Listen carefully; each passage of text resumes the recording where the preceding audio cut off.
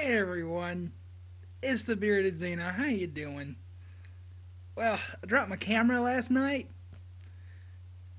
and it broke the inner lens, and now the entire picture is milky white.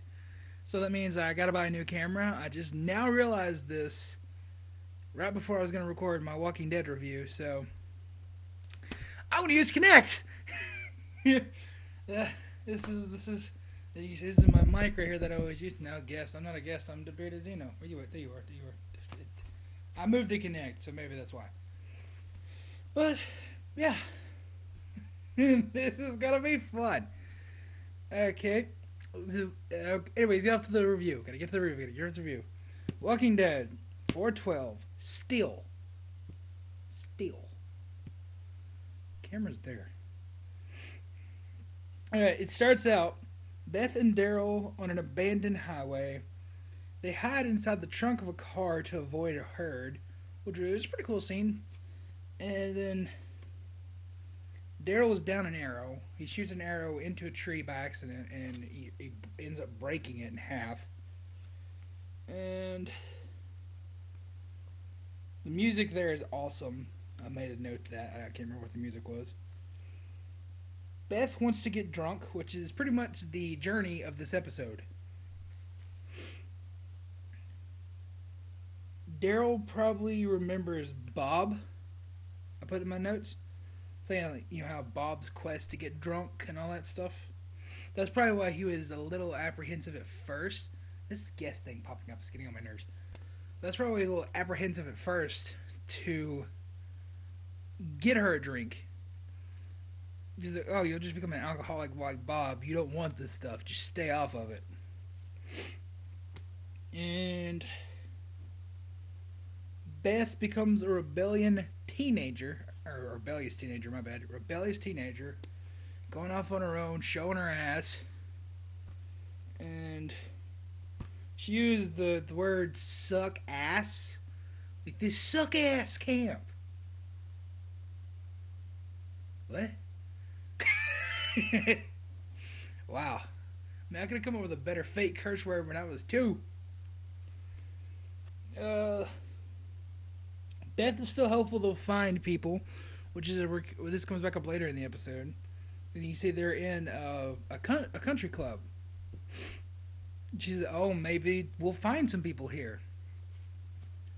And there's another tie-in to Washington D.C. She finds a spoon. It's a spoon that says Washington D.C. on it.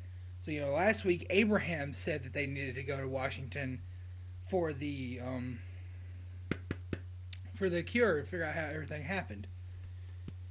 So there's just another tie to Washington D.C. As you know, they go to Washington D.C. They get the fuck out the screen. This is not gonna work. I gotta get a new camera. So this is the best I could do at the. Whoa! What the fuck is that? There's something inside my Kinect. Wonderful. Beth finds a wine bottle, but then she uses it to fight a walker in a very tense scene. She smashes over its head first, and then she keeps stabbing it and stabbing it. And then there's the rich bitch zombie. That's pretty funny. As soon as I saw that, I texted surprisingly Dolphin, "I'm rich, bitch!" Which, if you don't know, that's from the Chappelle Show. Okay, and then Daryl knocks the zombie's face off with a golf club, which was a pretty tense scene. But it was the last one alive. He's just like, "Gah, gah, gah," and ruins the new clothes that Beth had just stolen. And then loved Daryl's dartboard moment. That was pretty funny. That because it was the founding members of the country club, and he was just throwing darts into each one of their heads. That was cool. Daryl's peach schnapps line. Okay, so he basically says, "Yeah, peach schnapps is terrible. I don't want your first drink being peach schnapps," because Beth finds peach schnapps inside the bar in the country club. So they now go on a quest to get her alcohol. Of course, he says he knows somewhere better, and that ends up being a trailer in the woods that has a moonshine still. The moment I saw the trailer in the woods, I screamed, "Moonshine!" Yeah, I live in Alabama, so that pretty much is known that if you have a trailer in the middle of the woods, that's most likely a moonshine still.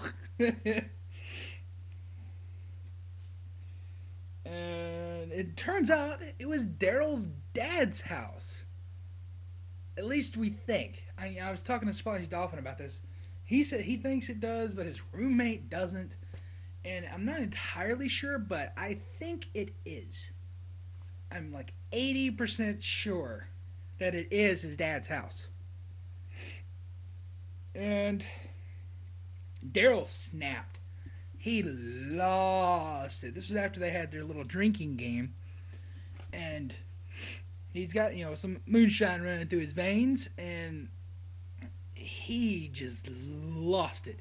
Went off on Beth. Started yelling. Pinned a zombie to the wall. Used his target practice. Fucking choked her for a second. It's like, whoa, Daryl, whoa.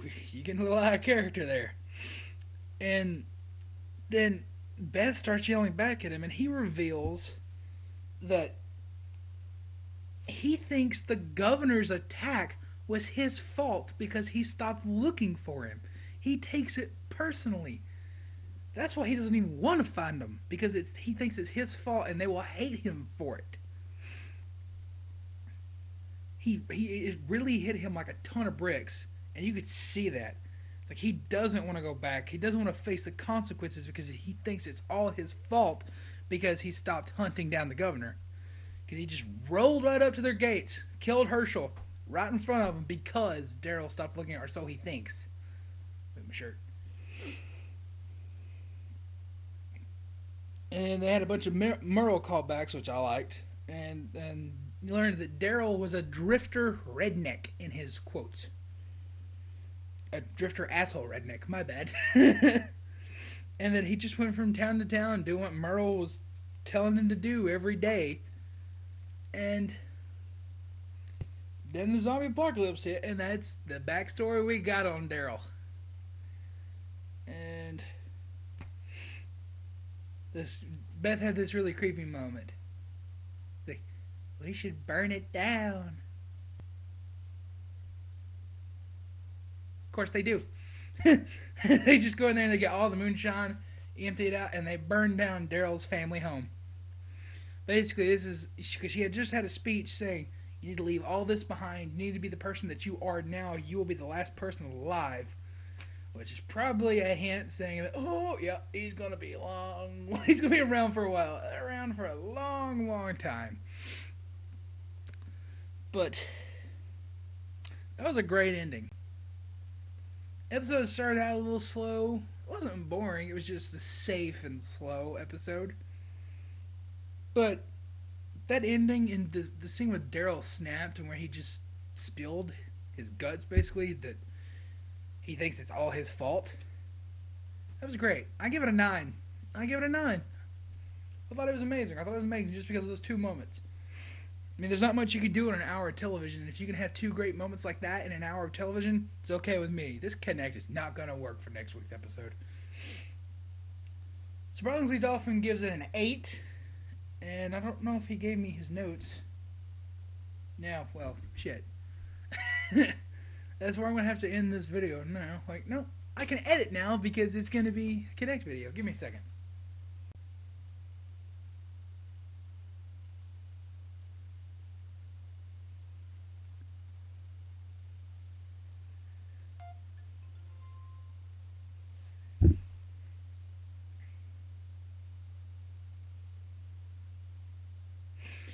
Okay, his notes were, I like the character development, but that's really it.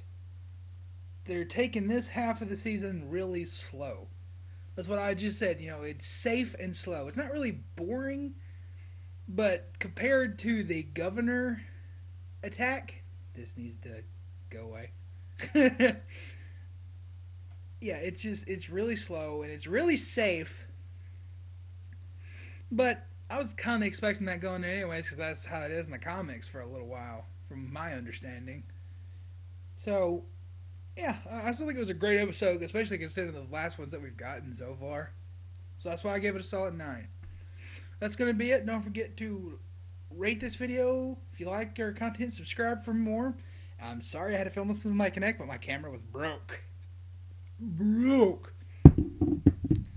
But that's going to be it. And yeah, hopefully next week I'll have a new camera. It'll be HD. Yes.